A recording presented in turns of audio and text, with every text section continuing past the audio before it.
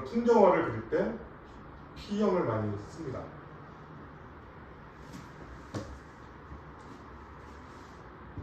이거 마린, 그러니까 바다 해경을 쓸 때 쓰거든요. 이제 두 분은 다시 한번 말씀을, 두 분은 1호가 정확한 사이즈가 어느 사이즈인지 아십니까? 뭐야? 1호. 예. 여기 써있네요. 네, 그렇죠.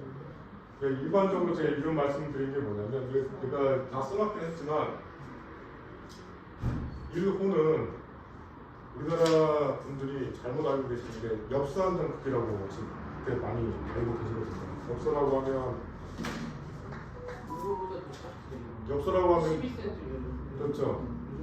13에 14.7 이 정도 사이즈를 1호라고 생각하시는 경우가 많거든요. 그렇죠? 그런데 정확한 사이즈는 1호는 이겁니다. 비교를 하시면 엄청나게 차이가 나죠. 그죠? 그러니까 일반적으로 잘못 알게 된 느낌인 거죠. 그러니까 사실 M하고 M 사이즈랑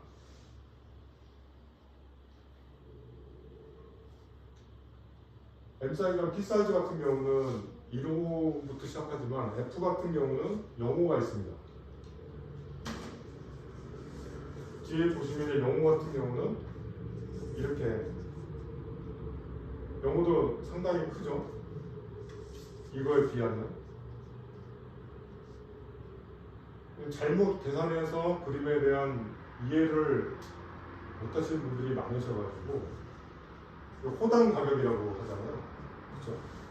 그림 보면 호당 가격을 책정할 때 어떻게 하느냐를 몰라가지고 이렇게 생각하셔서 작업을 또 하시는 분들이 많습니다. 그래서 이거에 대한 오해를 풀어드리고자 제가 설명을 드렸던 거고요.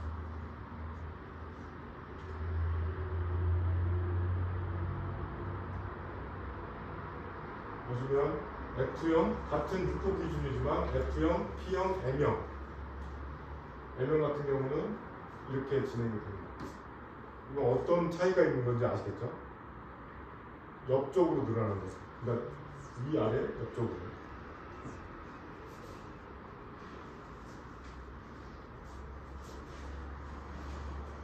세로로는 안 나요. 세로로 상관, 이거는 이제 가로로, 그건 본인의 마음이죠.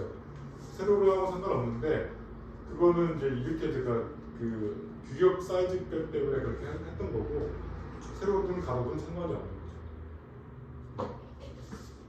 근데 한 가지 더 말씀드리고 싶은 게 뭐냐면, 이 캔버스 뭐 1호, 2호 이런 거 부분 자체가 사실은 작가들이 정한 게 아니거든요. 이거는 그 캔버스 만드는 공장에서 정한 겁니다. 공장에 정해서 자기네들이 그 규격화를 만들어서 생산을 해야 되니 그렇게 하다 보니까 이걸 갖다가 이제 규격화를 만드는 자기네들도 생산하는데 편하잖아요. 이런 것 뿐이지 이거를 그런 작가들이 만든 게 아닙니다. 네, 원래는.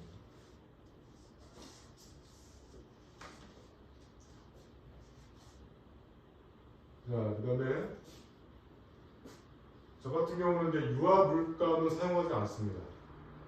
거의 아크릴 물감과 수채 물감, 그다음에 나머지 이제 만년필이나 뭐 수성 사인펜 뭐 그 정도로 사용하고 있긴 하지만요. 일단 재료 같은 경우는 뭘 써도 다양하거든요. 꼭 물감을 써서 작업을 한다고 해서 뭐 유화를 써서 한다고 해서 뭐 캔버스를 하는 것도 아니고요. 다 모든 걸 다 혼합해서 저는 작업을 하기 때문에 정답은 없습니다. 그러니까 그런 관련해서 그림들을 이제 해석하기 나름입니다.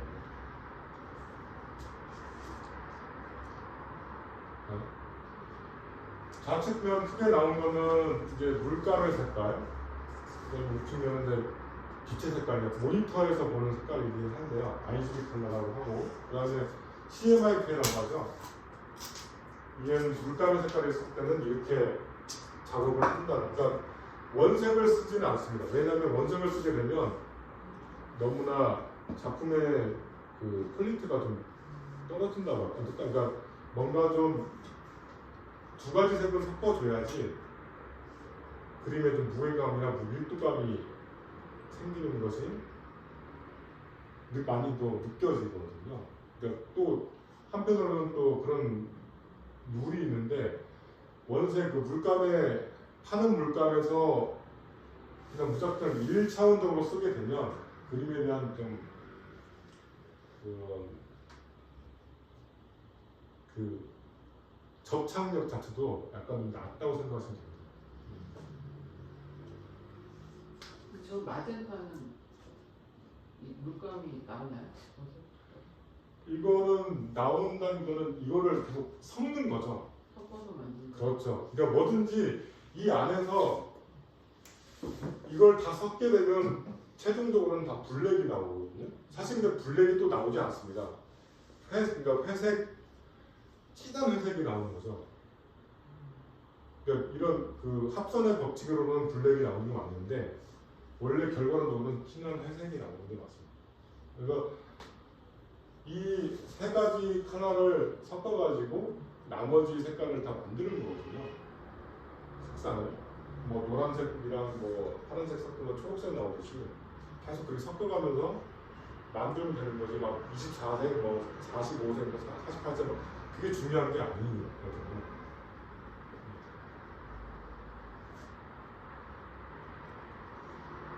그래서 제가 아까 처음에 말씀드린 것처럼 제가 캔버스에다 그렸던 작품 커피와 빵이거든요. 빵입니다.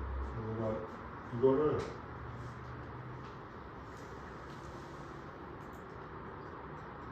보여드리겠습니다.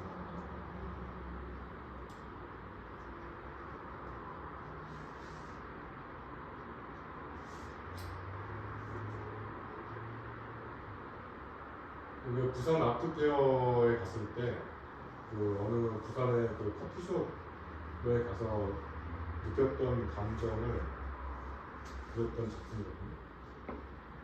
이거는 한 4, 5 정도 되고요. 그러면 이처럼 먼저 연필 스케치를 먼저 진행을 하고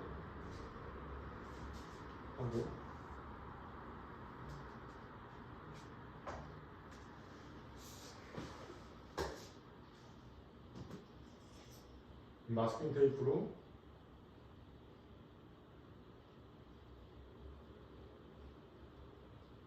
그 해당 부분을 가리고 그 다음에 그 만년필을 이용해서 그러니까 2차 그 스케치 작업을 진행하고 있습니다.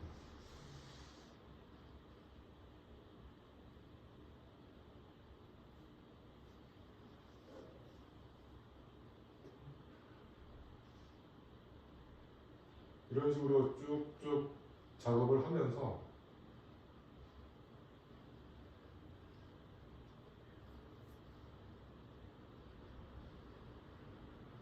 이제는 그 붓펜이죠. 사인펜과 비슷한 종류긴 하지만 약간 느낌이 약간 수채화 느낌을 낼 수 있는 붓펜을 이용해서 그 해당 부분들을 이제 색상을 넣는 작업입니다.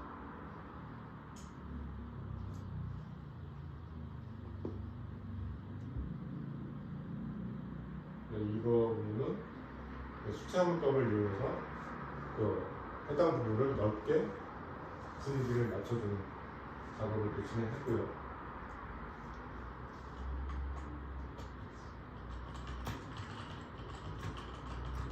그 붓펜이 있잖아요. 네. 노란색으로 하면 일단 네. 그 위에다 정하시는 다른 색을 하면 똑같은 가다리 중월색이 되잖아요. 그렇게 있는 거예요. 일단은 먼저 그러니까 수채화 같은 경우는 마르고 난 다음에 붉게다 칠하고 마르고 난 다음에 칠하고 그러니까 아크릴하고 또 다른 게 이거랑 아크릴하고 다른 게 뭐냐면 겹쳐서 할 수 있는 부분이 아니라 섞이지 않는 거예요.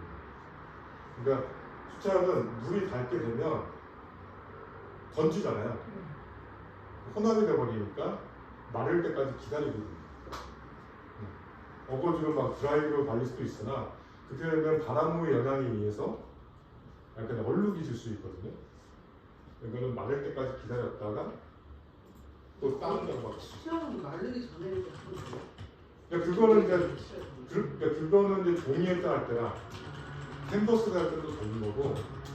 그래서 번짐의 효과를 요할 때는 그렇게 하시는 거고, 일반적으로 제가 의도한 바로는 그렇게 필요가 없기 때문에 마르고 난 다음에 또 진행을 하고, 만약 섞이기 원한다면 또 섞이게 되는 거고. 그러니까 정답은 그 그리는 작가의 그 흐름에 있다고 보시면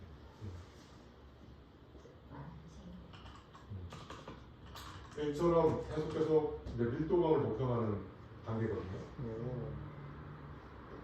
기뻐졌다. 이렇게. 저걸 큐플러스에다가 네, 맞습니다. 이유는 몇? 네, 그렇죠. 이렇게 해서 점점 이제 어두운 부분부터 시작해서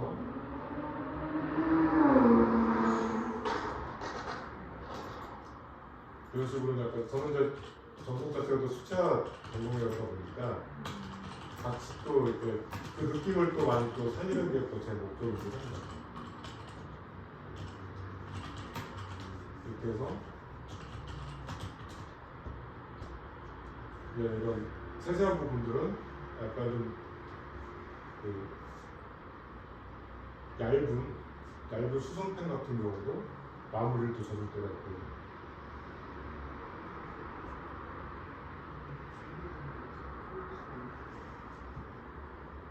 이런 식으로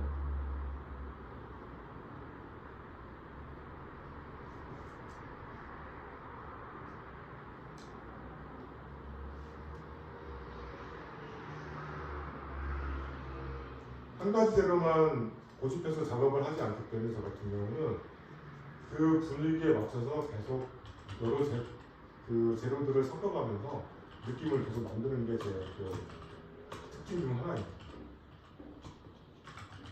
이렇게 해서 이제 거의 완성이 됐고요. 나머지 이제 밑에 부분과 아래 부분에 제가 그 약간 좀 붉은빛이 나는 컬러로, 아크릴 컬러로 적용을 해준 거거든요.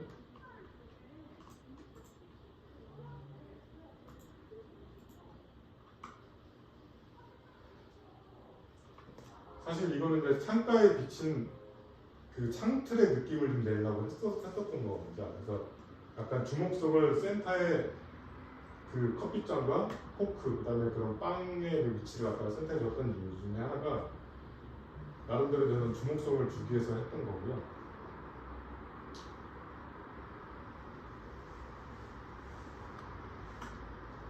이렇게 해서 나이프를 이용해서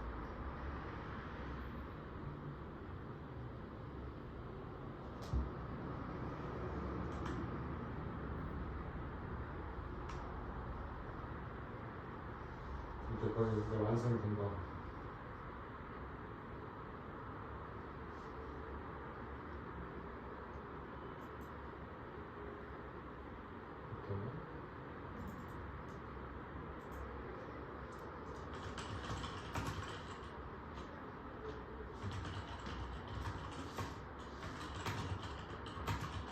이렇게 완성이 됐습니다.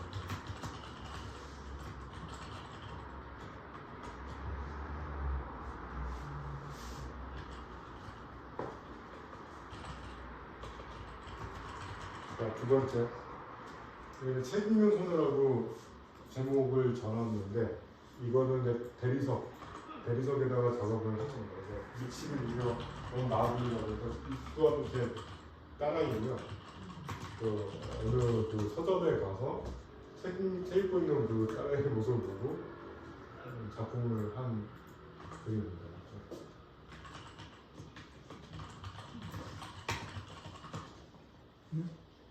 자, 이거는 약간 느낌이 아까랑 캔버스라고 좀 다르죠? 근데 완전 목에 그 수채화 느낌이 나는데.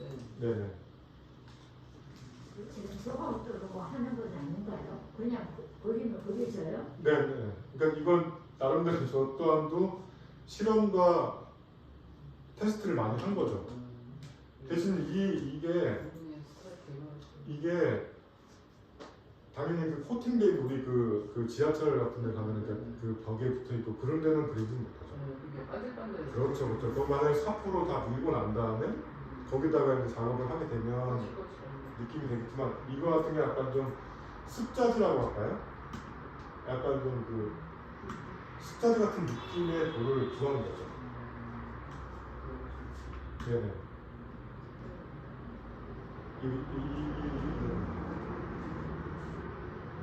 이런 마블링의 된 듯한 느낌의 돌을 구해가지고 작업을 진행합니다. 또한 작업 방식은 아까 캔버스에서 했던 방식과 비슷하고요. 이처럼 연필 스케치를 하고 난 다음에 그 펜을, 그러니까 만년필을 이용해서 다시 또 정밀 작업을 또 진행하면서 형태를 잡아가는 모습입니다.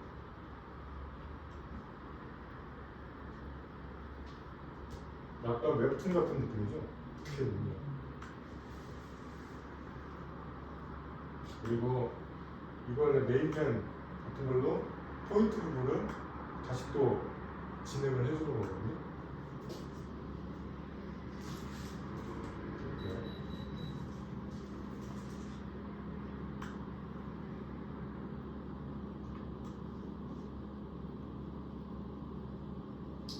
이런 식으로. 근데 이제는 약간 컬러를 넣을 수 있는 부분들은 약간 좀 두꺼운 네임펜으로 작업을 진행하고 있습니다. 그 다음에 색연펜, 컬러 펜슬로 해서 또 느낌을 또 부드러운 느낌을 또 강조하고.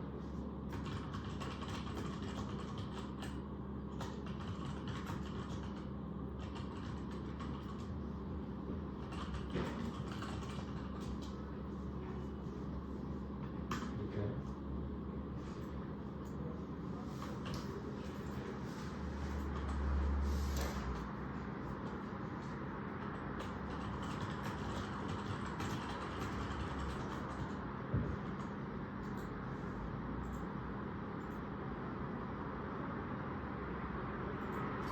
이제는 이 정도 밀도감이 왔을 때는 그 저만의 터치를 넣어서 점점 그런 감각적인 느낌을 주려고 이제 계속 하는 단계거든요.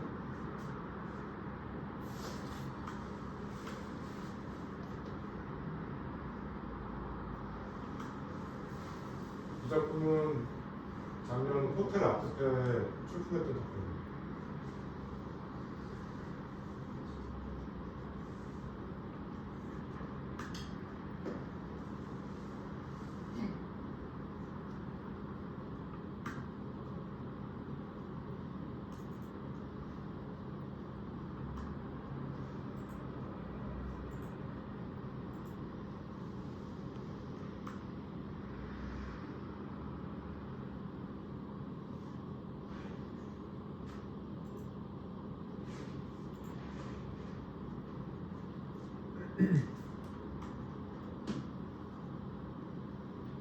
자, 이렇게 완성이 되고요.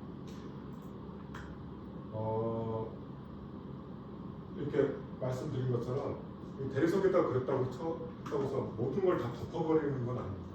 왜? 그렇게 하면 대리석에다 그렸던 이유가 없거든요. 그것처럼 이 밑에 부분은, 바닥 부분을 제가 그대로 남겨놓은 겁니다.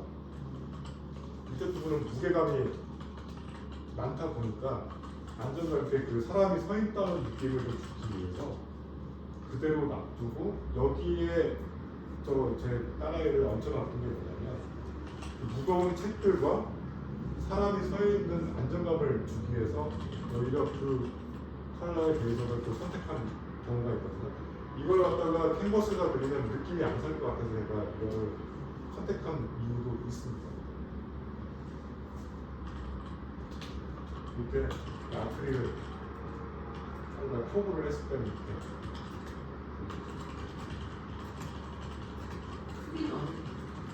이게 그 작품을 봤을 때는 아까 제가 이 기준으로 이를 보고 기준으로 하면 1.5 정도 됩니다.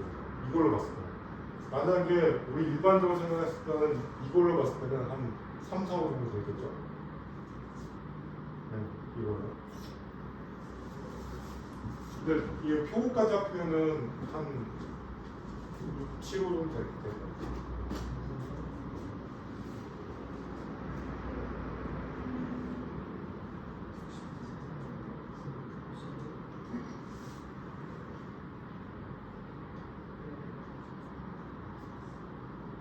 자, 마지막 세 번째, 가오로 집으로 돌아가는 길이라는 제목의 작품. 이거는 도자기, 접시에다가 그린 작품이고요. 근데 이거는 그 화면으로 본 거랑 직접 보는 느낌이랑도 엄청나게 다릅니다. 그래서 보는 각도에마다 반짝임이 있는 작품이거든요. 직접 보시면 또 느낌이 다르신데 제가 갖고 올 수 없어가지고 보실 수 없는데 하여튼 간에 이것도 그림을 가져가 한번 보여드리겠습니다.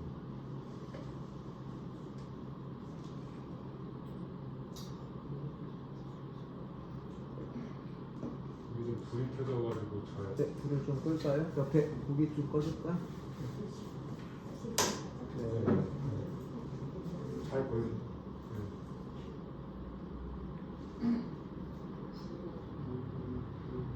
이 풍경을 그렸던 거거든요. 제가 어떤 그 출장을 가서 이게 천안 충남 천안에 있는 어디의 풍경입니다.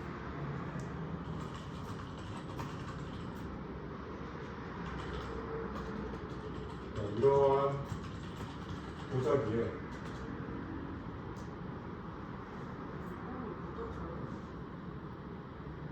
이거는 아크릴 물감으로 사용해서 작업을 한 거거든요. 근데 이건 펜이 들어가지 않습니다. 아까 그 말씀드린 것처럼 페널을 이렇게 당연히 그 들어가지 않기 때문에 아크릴만 사용해서 작업을 한 거고요. 이건 별도의 스케치 없이 붓으로만 바로 다이렉트로 진행을 하는 작품입니다.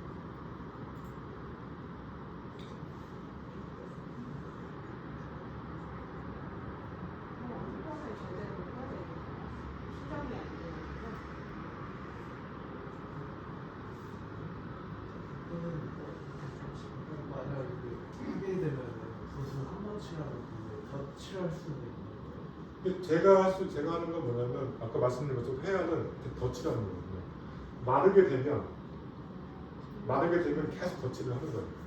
한 번 칠해서 끝나는 게 아니라 그 회화의 묘미거든요. 그러면서 밀도감이 너무 높아지면서 그림의 또 보는 또 질감, 촉각적 질감과 시각적 질감이 함께 나오는 거죠.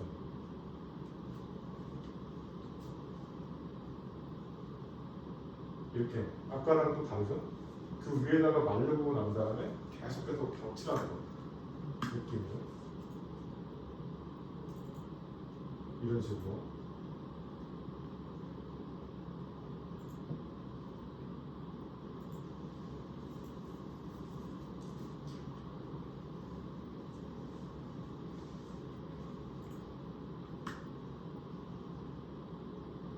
이제 점점 그 하늘 쪽에는 마무리가 되고 나머지 이제 그 밑에 건물 부분을 이제 어두운 부분을 작업하는 중입니다.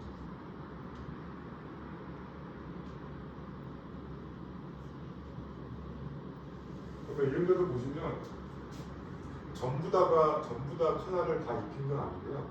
밑에 그 아까 그 최초 기본적인 그 접시의 느낌을 어느 정도 남기고 난 다음에 붓자국을 계속 남기는 거거든요. 그래서 겹쳐서 나머지 그림들을 완성해 나가는 방법입니다.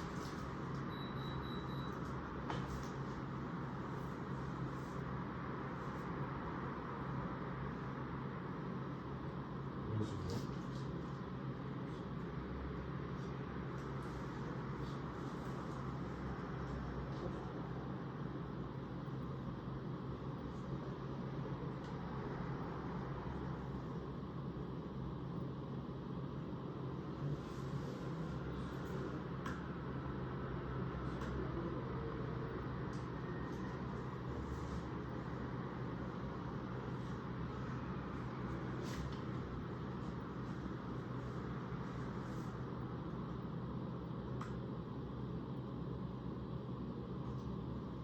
여기 밑에 보시면 어떤 느낌인지 아시겠죠?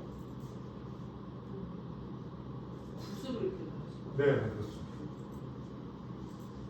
이거는 아까 말씀드린 것처럼 펜이나 관련된 것들은 하나도 필요 없이 그냥 아크릴 검으로만 다 작업을 한 겁니다. 대신 붓 종류는 여러 가지 종류를 썼죠. 납작붓도 쓰고 둥근붓도 쓰고 그렇게 작업을 한 거죠. 이 사진하고는 전혀 다르고. 아, 그래요? 이렇게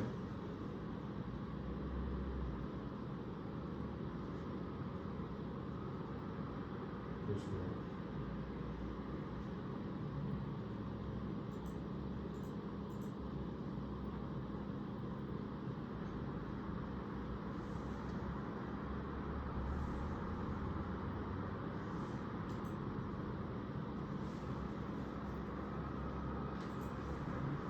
자, 이렇게 완성이 됐습니다. 느낌이 어떠신가요? 좋습니다. 대창조를. 그리고 제가 아까 세 가지 용도를 보여드렸던 자체가 뭐냐면 캔버스랑 그 다음에 대리석이랑 도자기랑 느낌이 다 다르기 때문에 같은 풍경을 두더라도 그 해당에 관련된 재료를 갖다가 난 여기다 그려야겠어 아니라 그 느낌에 맞는 거에다가 적재적소에 껴놓는 거거든요. 제 기준으로 어디다 그려도 상관은 없습니다. 대신 그 분위기에 내가 원하는 방향성을 가지고 관련된 내 생각을 갖다가 잘 표현할 수 있는 곳에다가 작업을 하는 게 제 주안점이기도 합니다.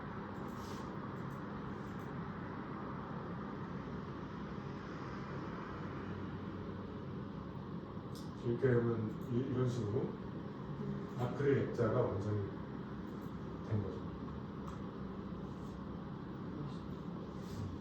직접 보시면 더 좋으신데 제 개인적인 지난달에 들었습니다.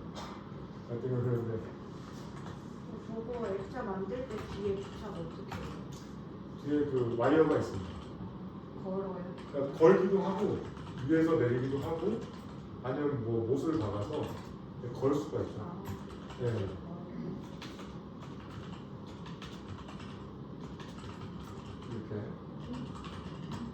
이렇게 이런 식으로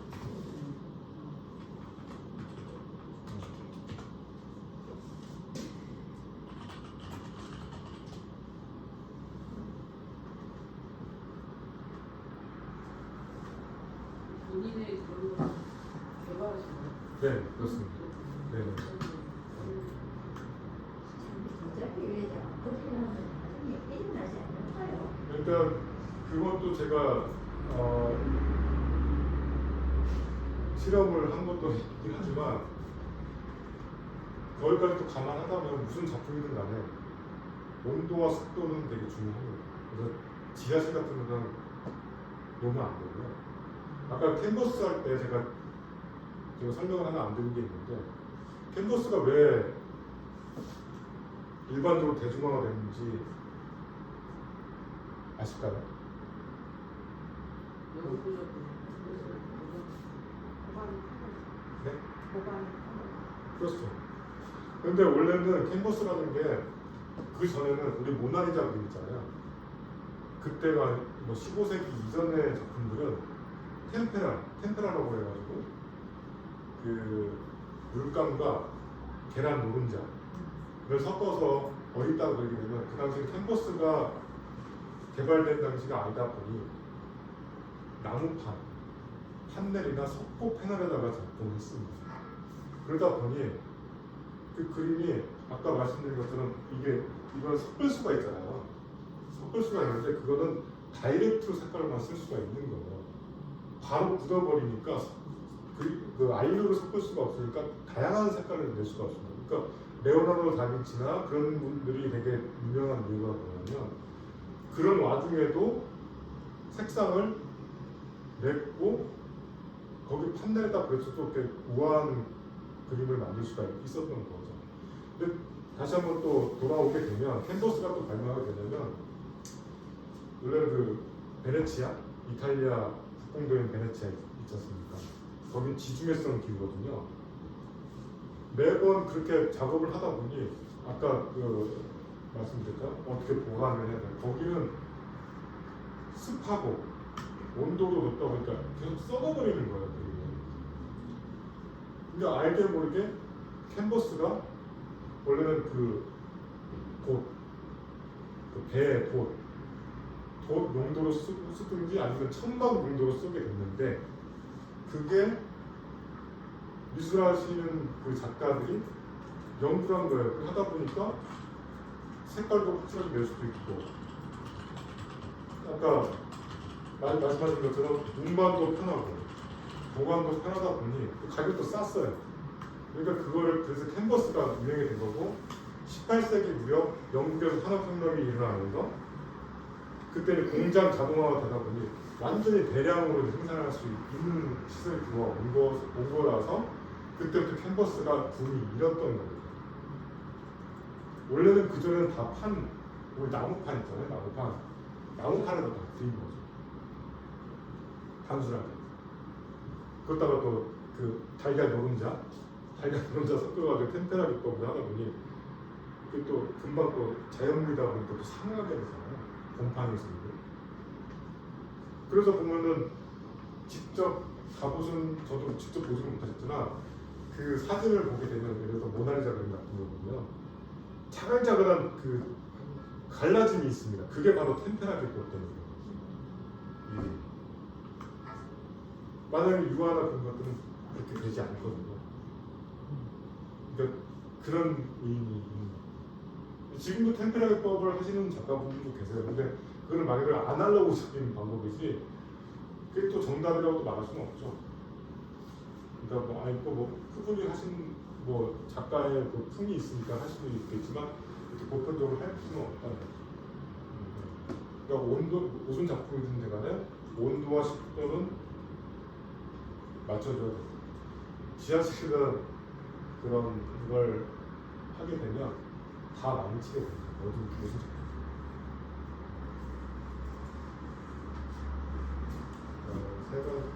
선생님 지금 도자기나 이런 데 했는데요. 네. 필름 같은데 플라스틱 네. 그런 데 있는 게 작품이세요. 플라스틱이요? 네, 이렇게 빵 같은 거 있잖아요. 플라스틱이니까. 네. 그런 데도 됩니다. 일어나지 않아요? 그거는 하기 나름이죠. 하기 제가 나름. 아크릴을 몇 달 전에 수정으로 하고 있는데 네. 아무리 나쁘시고 힘들겠다 생각으로 끝을 하면 일은 안 되라고. 그거는 이제 하기 나름인데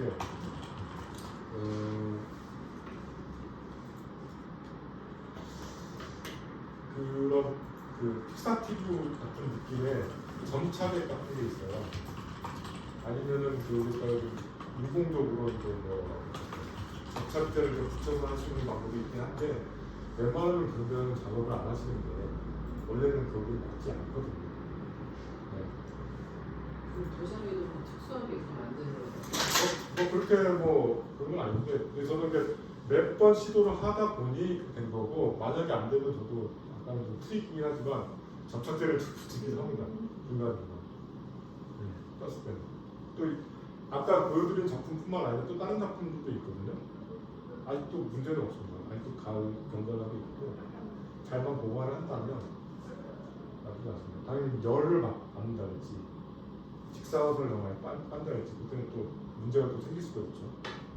그런데 물감에 나오는 것 같습니다. 제가 그만이나 물감이나 그래서 아까 세 가지 작품을 보여드렸고 이번 최근에 지난달 말에 했던 제 개인전을 살짝 한번 보여드리겠습니다. 이 영상도 제가 만든 거거든요.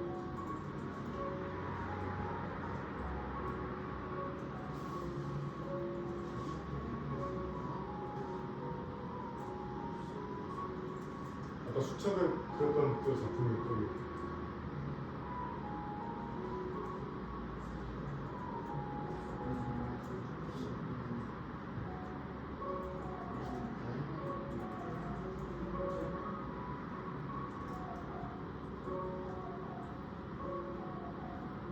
저것도 도자기다, 가운데 것도 도자기다 하는 거거든요.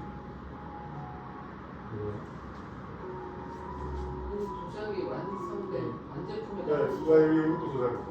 예.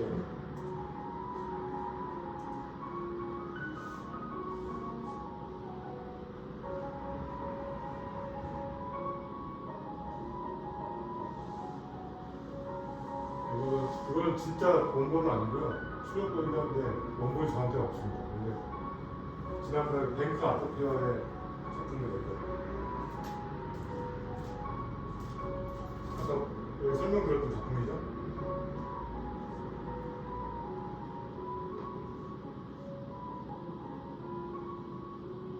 이것도 대리석이에요. 이 보여드렸던 거.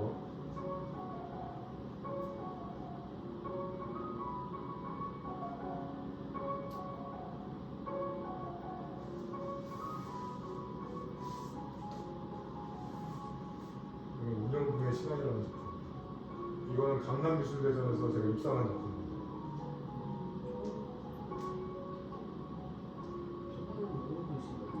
저거 캔버스 종이 아트 페이퍼이라고 합니다. 이거 아트 페이퍼. 이것도 대리석이에요.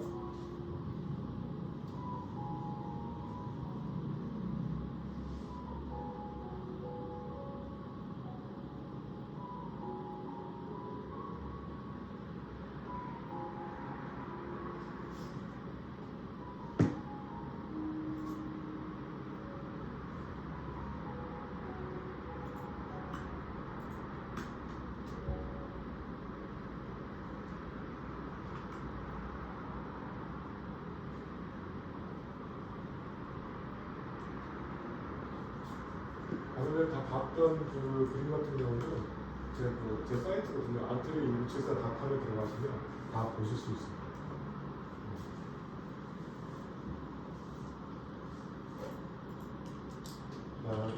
이제 거의 다 실습 단계로 좀 넘어가는 것 같은데요. 네, 실습하기 전에 우리 조금 쉬었다 갈까요? 그렇죠. 네, 지금 1시간이 조금 되었거든요. 그래서 실습하기 전에 우리는 조금 쉬었다가 진행할게요. 네. 지금 집중하셨을 텐데요. 조금 쉬었다 갈게요. 10분 정도 쉬었다가 할게요. 지금 몇 시죠? 13분 지나고 있는데요. 15분이라고 생각하시고 25분까지 쉬었다 가겠습니다. 물 좀 마시고 체력 보충할게요.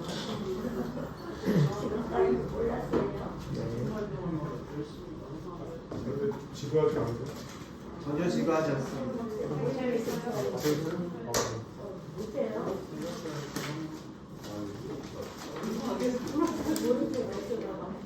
제가 말 주변이 없어가지고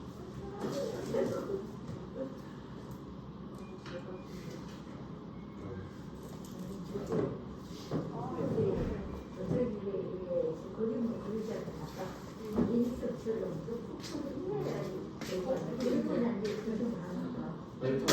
제가 두 분 오실 줄 몰라가지고 선생님은 다음 제가 책을 드리겠습니다. 이게 테두리가 있는 게 있고 없는 게 있고 이거 있는 게 훨씬 좋은 것 같아요. 이거 분홍색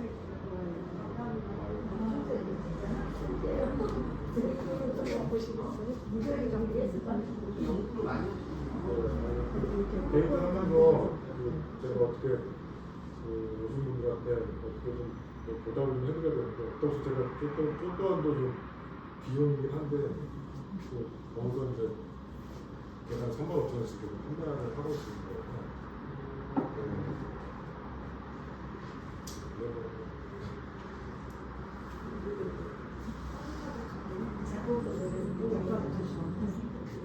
아니, 저는 오늘 강의 처음입니다. 저는 이제 여러분들 강의 가르치는 게 아니고 혼자 이제 헤어나가고 전시회 나가고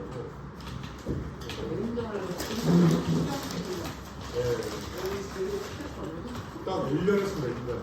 이 개인전에 1년 했습니다. 최근까지 31일까지 3월 31일 하고 작년 4월 2일날 시작해서 1년 하고 여기 아까 보여드렸던 아까 정문사로 보여드렸던 그곳이 이제 갤러리 카페인데 제가 저랑 관련 없이 거기서 이제 카페하고 이제 그만하신다고 해가지고 그냥 그만둔 거예요. 그래서 더 하고 싶은데 제가 더 할 수 있는 사람이 없어요. 그래서 거기서 멈췄던 거예요. 죄송합니다. 화장실 왔어요. 네, 공연해주세요. 아, 죄송합니다. 네, 괜찮습니다. 화장실 쉬질 다녀오세요. 못하게. 우리랑 여기 쉬시면 돼요. 네, 끝났어요. 네? 아, 매점 안 하신다는데 잘 레슨은 그 중간중간 과정을 찍어 놓은 것들이 다른 작가님들하고 틀린 거예요. 그 과정을 어필을 많이 하는 거죠. 진짜 대단한데. 응? 아, 인강에 있어. 아니 여기 6분 계셨어요. 몇 명이 되고 있어? 6분. 여기 우리 빼고 4분이 더 계십니다. 맞네. 빵 먹으라니까. 네, 드세요. 드세요. 자, 저녁 안 드셔. 저녁 안 드시게. 그거 없어요, 이거. 빵, 난 지금 빵 네, 먹거든. 너무 혹시 몰라가지고 숨겨놓고 있어. 야, 오빠야. 아, 포크. 네, 조금 앉아서 쉬세요. 나는 이제 부르면 안 돼. 네. 또 이거 배우면 다 안 돼. 네.